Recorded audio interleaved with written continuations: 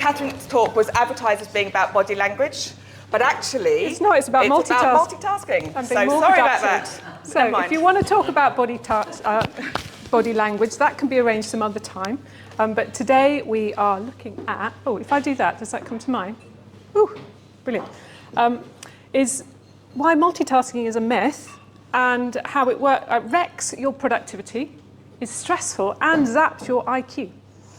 So, before we begin, just imagine if you could double your personal productivity, be it at home, in your work, what would you do with that surplus time? If you had extra time and energy, what would you do with that? Just take a moment, have a little think, and just jot something down. What would you do if you had surplus time and energy? What would you do with it? Okay. So, multitasking. What are some common ideas that we have about multitasking? Ta-da! Here's some I prepared earlier. Okay, so I hear people going, it's a way to save time. I get more stuff done when I multitask. It's an essential part of how I work. Some people are better at it than me or others. And if I'm multitasking, it means I'm more productive. So we're going to keep these ideas here. We're going to come back to them. I'm just going to take you through some brain science as to why this may or may not be the case. So, our brains, they're brilliant, aren't they? They got us here today. We create golf courses and slide decks and cars and cities and all kinds of amazing, amazing things. And it took thousands of years to evolve our brains to what you get to use and live in today. And human brains are densely packed with millions of neurons, but they are really energy intensive. And as human beings, our brains, in any one moment, in any one day, are taking 20% of the energy that we take in goes towards running our brains. Dogs, it's 5%. Babies, it's 60%. And not only are they using all this energy, we also need neurochemicals like the transmitters in our brains to run it as well. So it's not just getting the glucose in it, we also need to have the right chemicals in the right place at the right time, which takes resources. And our brains were evolved for when we lived a slightly different kind of pace of life. They haven't evolved much from when we left the savannah and moved and developed and learned how to build cities and things. And so they've got some kind of limits in place to keep this 20% energy balance in place. And that's what we're going to explore a bit more today. Oh, God, there was something else I was going to say about that. So just going back to this one, in terms of the way that the energy is balanced is if, as we started using our brains more for thinking, which is more energy intensive than doing, which is less energy intensive, we can wander around, we can play around a golf, it's not particularly exhausting or whatever. But if we spent 4 hours, is that how long it takes to play around a golf, 4 hours? I don't know. 4 hours doing intense thinking, we'd be pretty knackered at the end of it.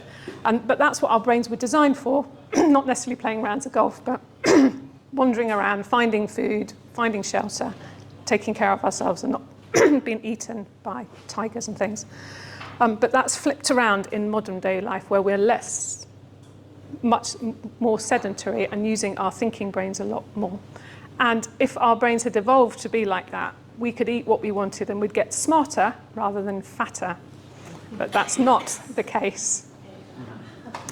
Oh, I'm going the wrong way. Wrong button. Oh, my God. I'm going to come to cognitive load in a minute, which is just what I'm experiencing right now.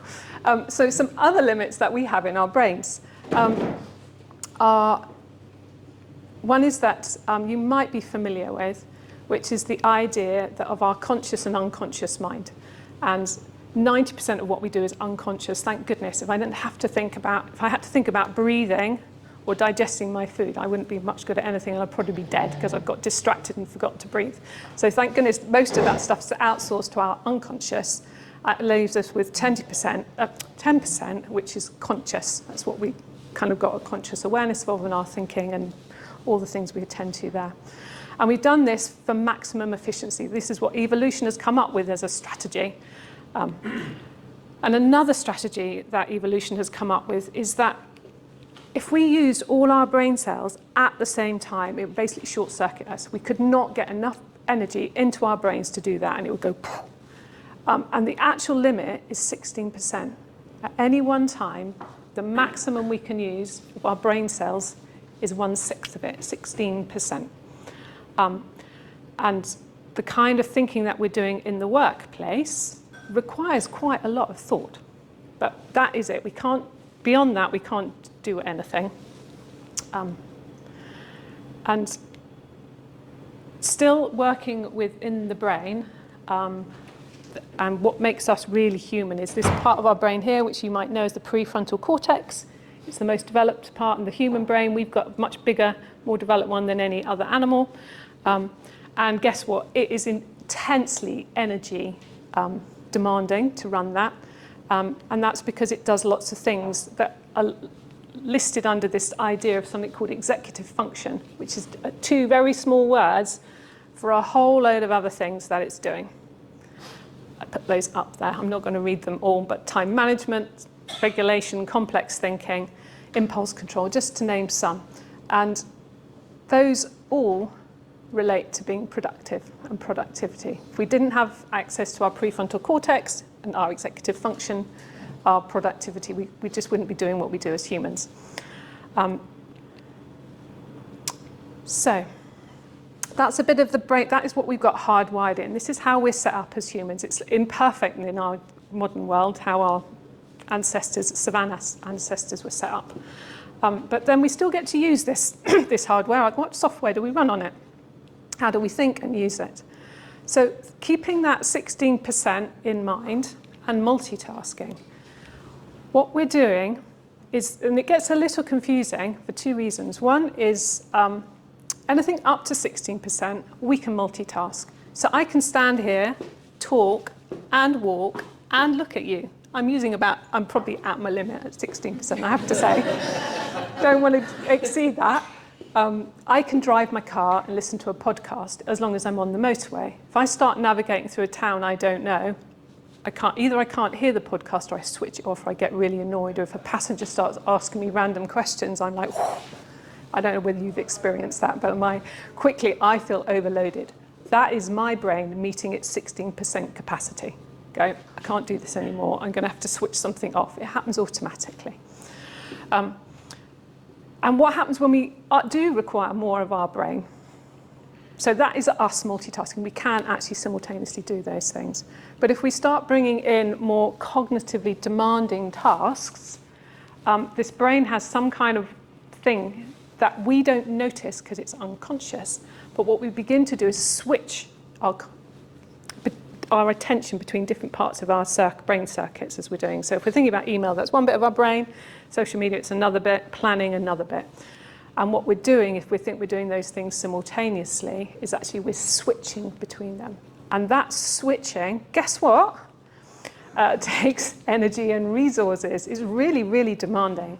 And not only that, it's stressful. It actually builds cortisol and stress hormones too. And there's another bit of this task switching thing that I want to let you know about, talk about, is this something called attention residue. So who here has got this? It's a kind of a nagging feeling you have at the back of your head that, oh, I've got to do that thing, or I've got to remember to do that thing, or did I shut and lock the front door when I left to come here this morning? Can I remember? No, I had lots of other things on my mind. But it's that kind of thing that hangs around in the back of your head. That is kind of an example of attention residue. And all the time that you have something else in your mind, you're using part of your prefrontal cortex called your working memory, is working quite hard to keep those things in mind, plus the thing you might have been thinking about. So if you actually want to be thinking about email, but you've got something just posted on social media that caught your attention, and you know you've got a plan for an upcoming meeting, that hangs around and clouds your attention and focus, and is taking up excess energy. Kind of makes sense? Yeah. And yeah, it does use energy, resources, and guess what? It's also stressful. Brain creates other chemicals too whilst we do that.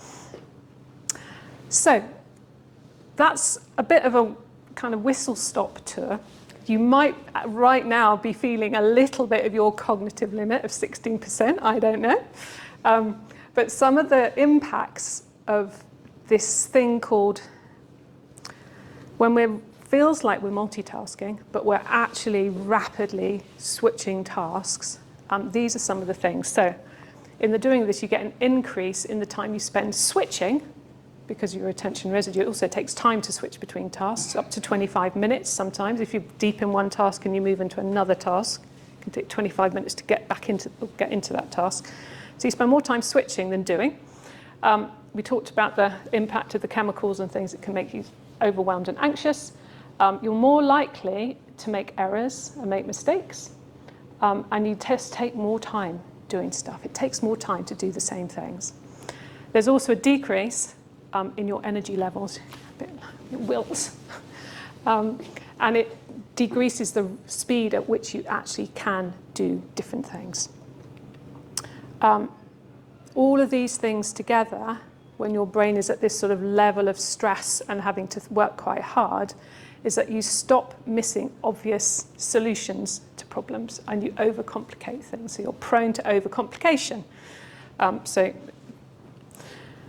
And all of these things together, actually the research shows, is that when you're literally in the moment, your effective working IQ can go down 10%. So let's say our average IQ in the room is 120.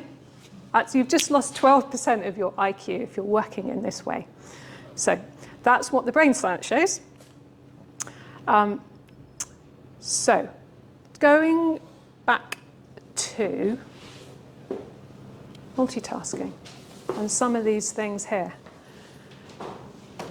The science shows it's a way to save time. No, oh, hang on, shall I use my red pen? I'm going to be like a teacher.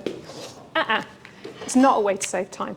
It's a way to do lots of things longer than you need to. So you do not get more stuff done, you get less stuff done. Are some people better at it than others? I don't know. As a woman, I get often told, oh, you're a woman. You're great at multitasking. And I go, now I know about this. No, I'm not. I'm just one stressed human being, but I do get lots of things done. But it's immensely stressful. Does it mean I'm more productive? Not for me. I don't know. It may, you've got to decide for yourselves. It's unlikely that it'll make you more productive. And same again, every time I look at, not every time, but when you're writing a job ad, who's here recruited people? Have you put multitasking as a criteria? Some people do. It's often in job descriptions. It's just sort of in the air. Is it an essential part of modern work? You'd think our phones would like us to think so, because they're always pinging us and going, do this, do that. You know, we can do all these different things. Again, you decide this for you. I just called that question there. Oh, that's the right pen. I can't write with that one. So, what does the science show us? What is a better alternative? And the better alternative is do one thing. Do one thing at once and try and do it without distractions or interruptions. So that person who goes and goes, oh, just 5 minutes, can you? Or it's just a quick question. If you're deep in something, it's really, really unuseful for you to, one, it disturbs you, and two, you have to get back into your task after addressing that thing, and it's wasting all your time and mental energy.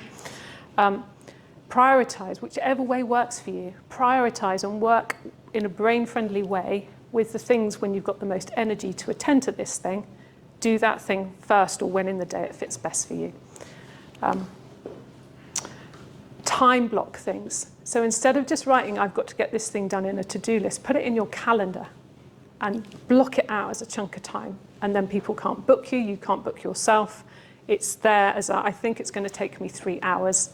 And if it's going to take you 3 hours, say, Make sure you take breaks in that 3 hours, the right kind of breaks for you that don't take your focus too much away so you get some attention residue, but resource you, okay? And if you start doing that, it's likely that you will begin to double your productivity and be less stressed and it's sustainable too. So that was a bit of a whistle stop. How am I doing for time? Fine. Good, phew. Great. So we have some time for questions then. We do have time. Brilliant. For questions. So any questions with all of that? One there, one there. Go, Doug. First of all, I should say that I've always been interested in this and basically agree with 95% of what you just said. Just two questions. First one is... Oh, I had one question. Then I'm going to go there and come back. Then two questions on a single task. Okay. Essentially, it's about my wife and I. We've only been married for 45 years. So Congratulations. but we have differences on this because she thinks that women can multitask and men can't. Okay. And that men are therefore at a disadvantage.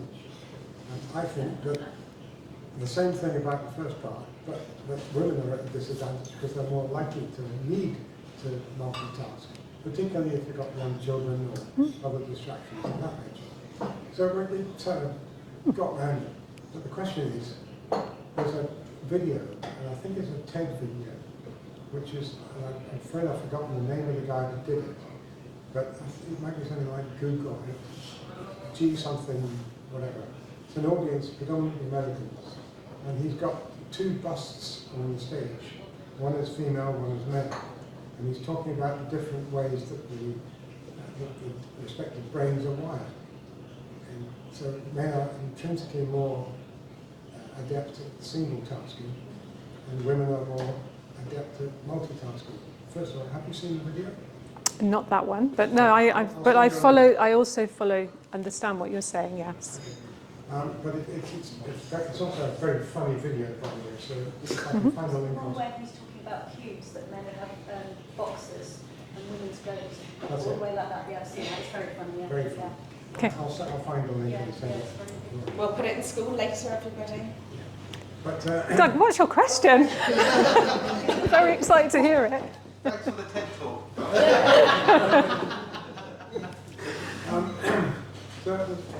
so basically, do you agree that men and women's brains are wired differently? I have evidence to support that, and I also know that our brains also have this cap on how we use our energy budget, and it's likely that the multitasking that women do, if you think back to Savannah times, is looking after little people, gathering food, making a home, not multitasking heavy cognitive tasks. That's where I think the genders are the same rather than different. So that 16% limit, women are probably better and men are more focused on go hunt a tiger, bring home food. Okay, is that both your questions answered or just one of them? Okay. So you mentioned that there was a maximum 16% you can do, and then your brain would automatically turn off when you use the driving example. So does that change with age? Do you get less? Can you do less multitasking when you get older? That is a really interesting question. I think, this is my hypothesis, I don't know, I haven't read the science on that. I hypothesize two things happen. One, when we are multitasking at below the 16%, as we get more adept at doing things, we can do them more. So I'm going to try and say this guy's name, the guy who researched flow, Csikszentmihalyi. There's somebody who looked at flow, and when we're in a flow state, how we can focus for ages, and it's really beautiful. And now I've forgotten, because my cognitive load is really high, where I was going with that. Oh my gosh. It's about getting older. Getting older. So yeah, we get more practiced at things, we can do more things, and that's 16%. So if, like, I used to play the cello, I used to be able to play the cello because I was practiced at it, it was all wired in. If I had to play the cello now, oh my God, one, it would be really, really hard work and it would sound terrible. but I'm not practiced. So I think there's a thing about practice that as that gets more wide into the unconscious brain, frees up stuff. Cognitive agility as we get older, that's the other bit I hold as a question. I don't know. The reason I was asking, I suppose, was that when I run my business, I used to do everything. Yeah. You know, I literally tried to do everything. And I was quite good as I felt, and I trained myself to do that. I then, so the last few years, been delegating tasks away and not worrying about them. And then suddenly when you try and do them again, you sit there and you go, I can't seem to focus on this, I can't focus on that. Yeah. You spend there a whole day and you go, you know what, I've done nothing today. So I've literally just looked at this, looked at that, looked at that, looked at that, looked at that. Ah, well, that brings up what's this thing we... Oh my God, we can do another whole talk about what's our relationship with work and actually getting stuff done when we're focusing and it doesn't feel like we're getting stuff done versus we focus and feel like we've achieved something. Have we completed it? We let go of the attention residue. Are we in practice with it? Is it something we're used to doing? So we get back into flow more quickly. This is a very simple thing I'm trying to get across here is, does multitasking exist? Yes, it does. What happens when we're not doing the 16% thing above it with task switching, and that is cognitively demanding. Who here feels a little older than they were when they first started their business and resonates with what... There we are. So we've got some evidence in the room that you may be not alone there. I think work's changed in that time as well, though. So... oh, how long have you been... Oh, wait, let's not ask. The iPhone was pretty new, and people on Blackberries and that sort of stuff, and instant messaging wasn't around, and now all these productivity tools have come out, which, you know, are supposed to increase your productivity, but it massively increases the amount you have to do every day. Yeah. You've always, Google Tasks, Google Calendar, Google this, Google that coming up constantly out.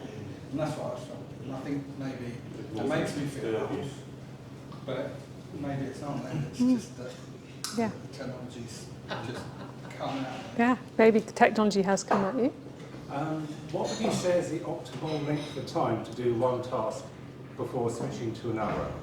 Okay, there is brain science that supports this. So if you do get yourself into a focused state, it's round about 90 minutes. And then you can extend beyond that. I know people who go, I can focus for 4 hours, but physiologically, your body needs a break. It could be your mental attention is there and your focus really in it, but actually other bits of you are lacking. They need to move, you need different chemicals. Have we got time for more questions? Yeah. So we're good. I think next one. We've gone we're on the button for 5:30. Right, yeah, another couple of minutes. Okay. Dave. So just to add to what you say, when I've been in coaching workshops and I've watched people think about a difficult question, there was one guy in France who literally went still. And you could watch him as his mind thought on something, his whole body shut down and he thought. And one of the problems I've had is as I've had intense periods like in a corporate world of getting budgets done and I sit still, my body doesn't like it. So I'm intensely concentrating on something and I don't realise I've contorted my body, my shoulders and everything. So I agree with my own experience, a chiropractor like that. We force ourselves to concentrate to get deadline. We don't know that our body is crying out and move and we're ignoring it because we're totally focused on the job in hand. Yeah. So that, I think it's interesting what you said about that 18%, and the fact that we're taking all the energy away from our body. It's not helpful for us all the time to do that. Cool. All right. So just to finish then, so going back, when we first began, I said, what would it be like if you could have more time and energy? Knowing what you know, now we've just done this, what's one thing that you might do differently, knowing this? If you want to move towards having more time and energy like that to do other things, what's one thing you might take away? Book out time. Book out time in the calendar. Sorry? Book out time in the calendar to do things. Book out time to do counting. Okay. One task at once. I'm terrible at doing more than one task at once. And my brain gets overloaded and I literally cannot take in any more information. Yeah. So at that point I stop. Yeah.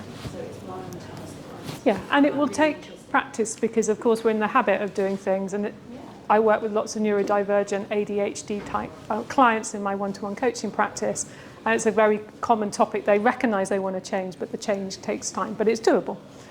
What else were you noticing? I was just going to be stricter on my working day because as a freelance, I feel like I'm always on. You know, there's always something buzzing or an email comes in. Yeah. Oh, don't look at it, oh, look at it. And yeah, I need to get that kind of. Yeah. My husband isn't freelance and he works from home, and I have so much envy because I watch him 5:30, 6 o'clock. Yeah. Comfy trousers go on. Yeah. He's like, Comfy trousers. That, yeah. Yeah, and so our closing down rituals are really important. Again, the tension residue, it's there, you know, you want to put your comfy trousers on, sit on the sofa, whatever, and yeah, work's still there. Okay, cool. So others of you will have other ideas of what you may or may not do. But I invite you just to experiment and see what it's like. So there we are, why multitasking is a myth and how it does wreck your productivity, is stressful and zaps your IQ. If you would like to know more, on your tables is, if you want to know more or have a conversation with me, an opportunity to have some one-to-one coaching, or I'm starting a personal productivity lab, which is a 3-month workshop looking for a small group of business owners who want to look at their personal productivity and how to double it, basically. Yeah, put your name on there, I'll leave your business card, it'd be great, or I'm here at the end. Have a chat. Thank you very much. Thank you, Catherine.